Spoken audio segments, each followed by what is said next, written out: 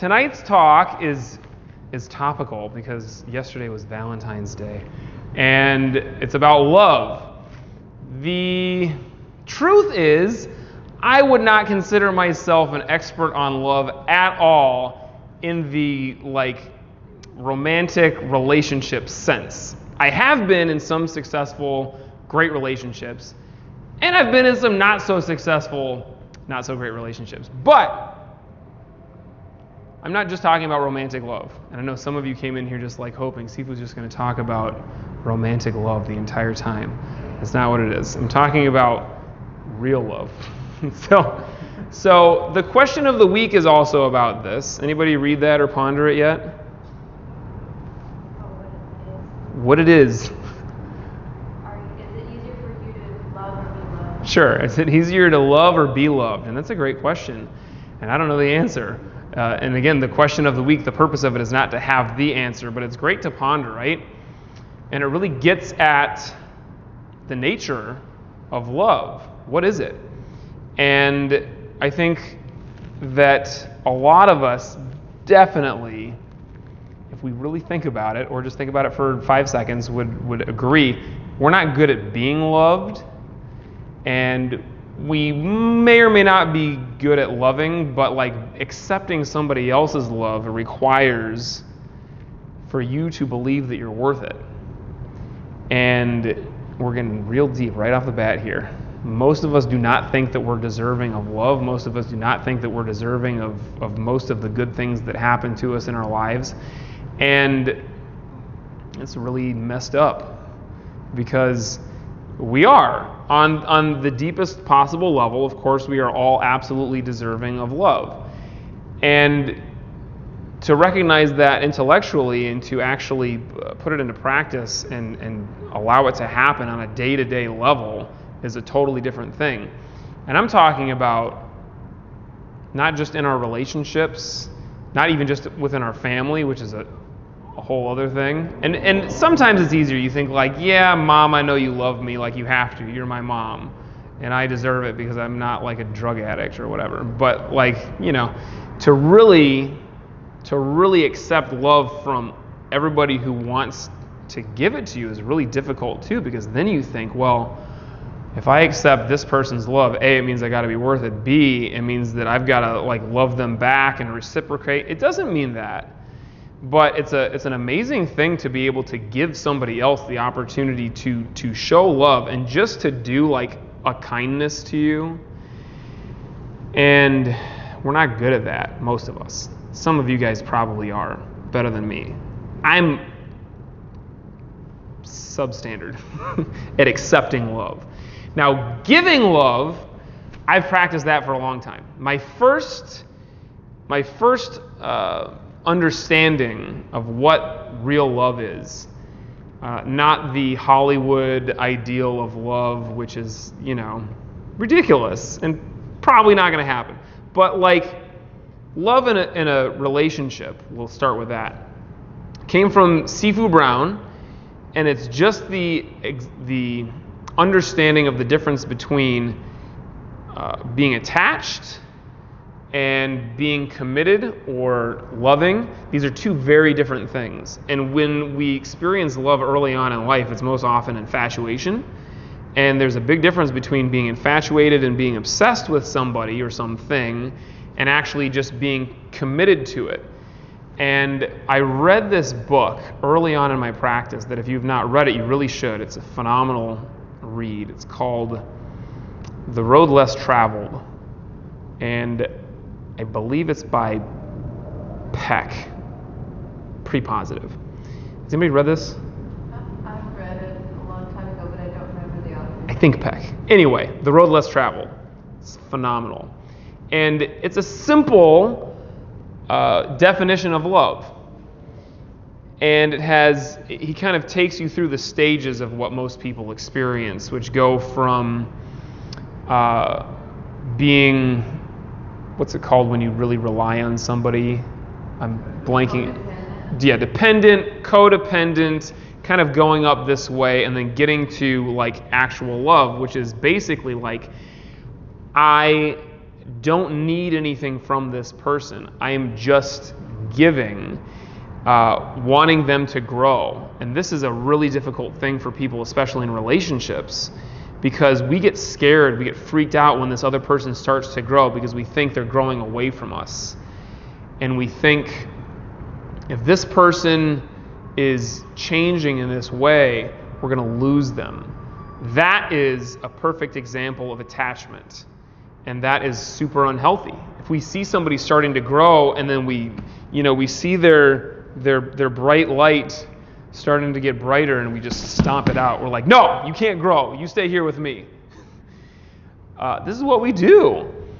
And that's so awful. Why do we do that to people that we care about in our lives? We are scared, again, that we're not going to be worthy of their love if they're growing, or that they're leaving us. We have these abandonment issues and all of this stuff. I like that because it is a super simple concept. Love is me helping you grow, no matter what that means about me, whether I keep you or not. And that's it. It's not about any kind of attachment. It's not about what I get from this person. It is just really me, like love is an act of me helping you grow and giving you that space. And if we can do that in our relationships, but also with other people in our lives, that is a spectacular something. And I'll be honest with you guys. Who was here last night? Just you two? You were here for advanced class? No, you left before advanced class. I left and I said, Happy Valentine's Day. I love you guys.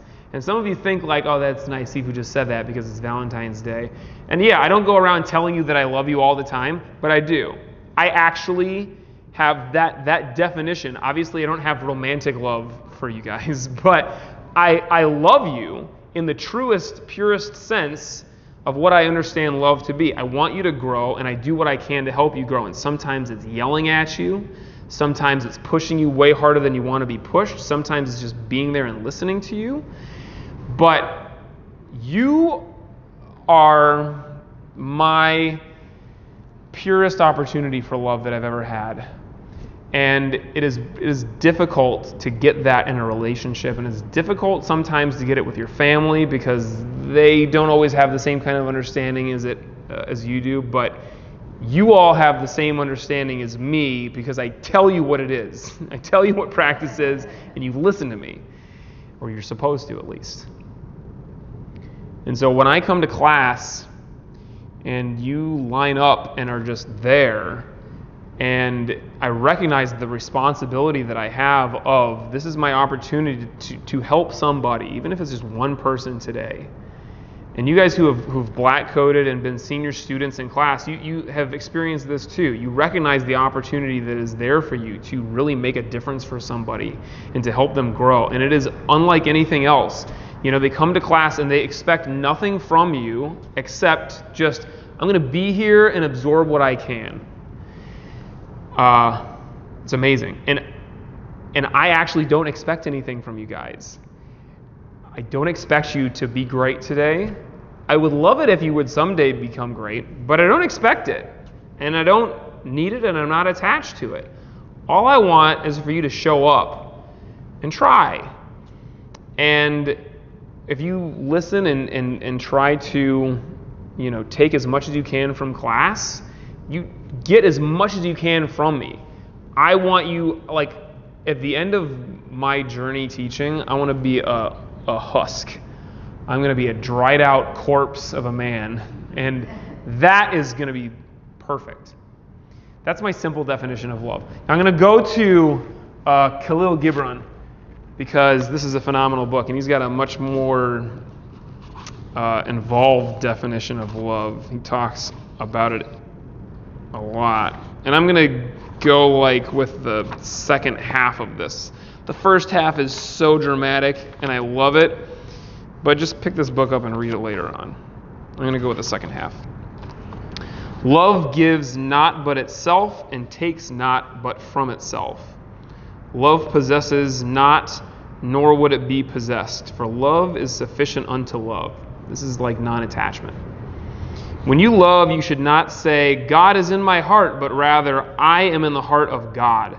And think not you can direct the course of love, for love, if it finds you worthy, directs your course.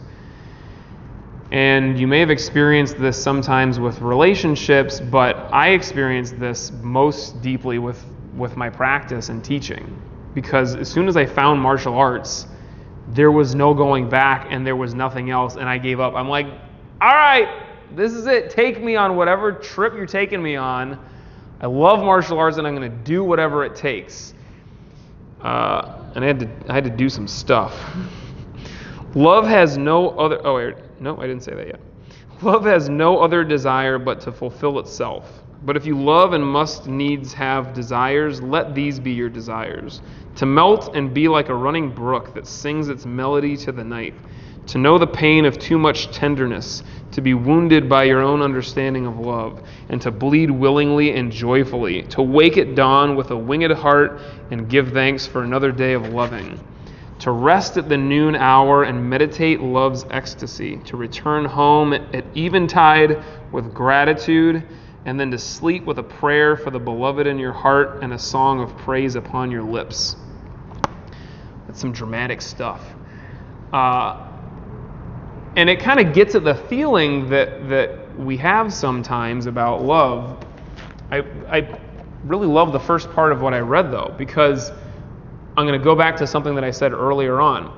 Love is about recognizing and really living the difference between attachment and commitment. So when we are attached, that's what causes us to hold on to things and like squeeze them a little bit too tight, like Tommy Boy. Like I have my sail and I love it and I pet it and I get too excited and I squish and I squeeze it and it dies. I don't remember. I haven't seen Tommy Boy in years. But that's like what we do, right? And not just with a relationship, but with lots of different things and people. That's attachment. Attachment is also, if you can think of like the love that you would have as a parent, and you have this child and you send them out into the world. There's another chapter on parenting where he talks about this idea of, it's a metaphor of just you pull back the bowstring and your child is the arrow. You point it and you just let it fly.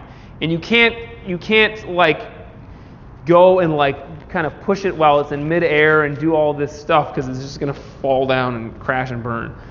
But you kind of give it the space to do what it does, yet you love it fully and you're committed to its success. I like the example of a child because it's simple. You can think of it like, I have a child and I really want my child to be a doctor. Not just any kind of doctor. My child has got to be a heart surgeon. If my child is not a heart surgeon, I'm going to be pissed off. In fact, my life is unfulfilled. And I can't be happy unless I get this thing that I'm attached to, my child being a heart surgeon. Now, another way to look at it would be, I want my child to be happy. And I want my child to be successful, but in whatever way that they see fit. That is a huge difference because now this child can be a heart surgeon, this child can be a lawyer, this child can teach martial arts. Mom, if you're watching. And as long as they are happy and fulfilled, you are happy and fulfilled, and that is a beautiful thing. And that's being committed. If you're committed to this person, or you're committed to this thing, it takes on a life of its own, yet you're helping it to grow, and you're always helping it to do what it wants to do, and to seek its greatest self, its deepest self, its highest self. And if we are attached and we're constantly holding on to this person or this thing, it can't really reach that potential. But if we just point it in the direction and we pull back that bowstring until it's about to snap and then we let it go and just let it fly and do whatever it does, and it'll hit something. It might not be the target that we wanted. Maybe it goes and hits just a totally different target, or it just hits the ground, or maybe it just keeps flying into the sky forever. That'd be pretty amazing. But we don't know. And that in and of itself is a totally beautiful thing to think about, and a qualitatively different way of looking at love and relationships and what we normally do. So, what does this have to do with meditation? Like anything, if you meditate, you're going to be better at this. And on one level, just being able to get at the difference between attachment and commitment. Meditation is huge for that, because we can recognize our thoughts and our attachments right away when we're meditating. We see them coming up immediately, and then we can just let them go. And I'm sure that most of you and I have been in relationships where people would really have appreciated a little bit of you recognizing your attachments early on and just being able to let them go and give room for commitment and give room for love. So that's one thing. As you're sitting tonight, though, you're not going to sit there and think about all this stuff that I just said. That's my job. When I sit to meditate after I give a talk, I think like, oh, I should have said this. But you just sit and be. And when your mind attaches to something, let it go. And you're practicing on some level self-love, to be able to allow your mind to commit to or attach to and then just be unattached in that moment. And then you're practicing the ability to love other people and love other things, whatever it is. So we're going to do that now. Sit comfortably.